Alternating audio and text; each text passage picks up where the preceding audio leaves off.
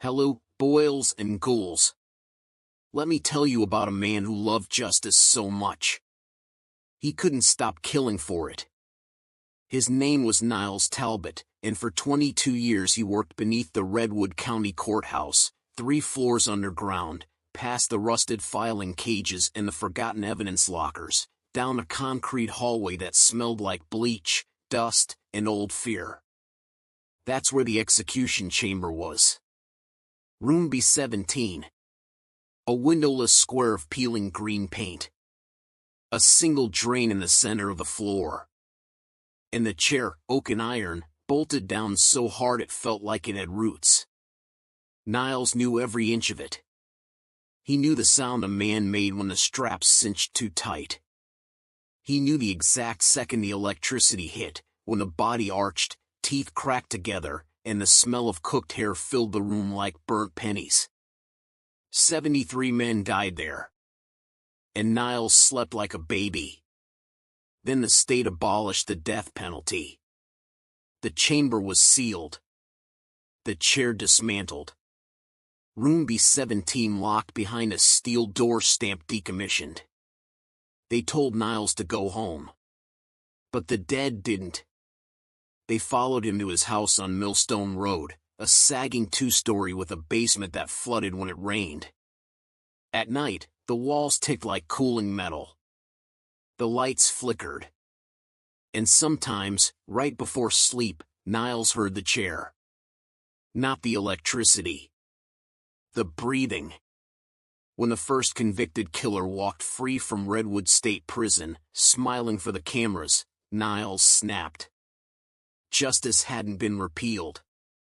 It had been abandoned. So he rebuilt the chair. Piece by piece. Wire by wire. Guided by memory, and something else.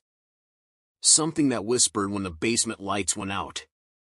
Something that knew how much voltage it took to keep a man screaming after his heart stopped. The executions began again. Bodies turned up in alleys off 7th Street, in abandoned motels along Route 16, in empty warehouses near the old rail spur. Every corpse stiff. Burned. Eyes boiled white. Electrocution. No power source found. But after the first one, Niles noticed something wrong. The chair never cooled.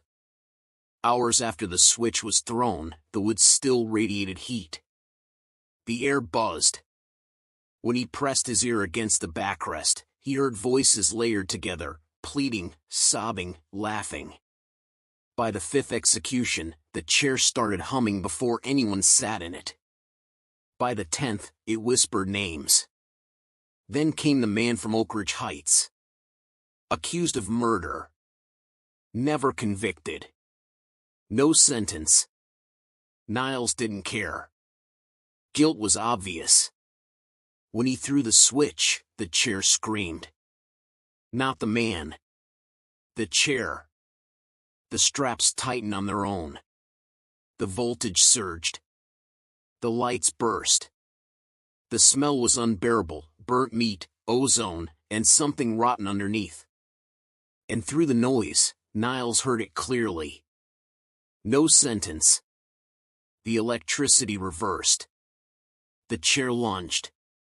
When the police finally broke into the basement, they found Niles fused to the wood. His spine arched. His fingers melted into the armrests.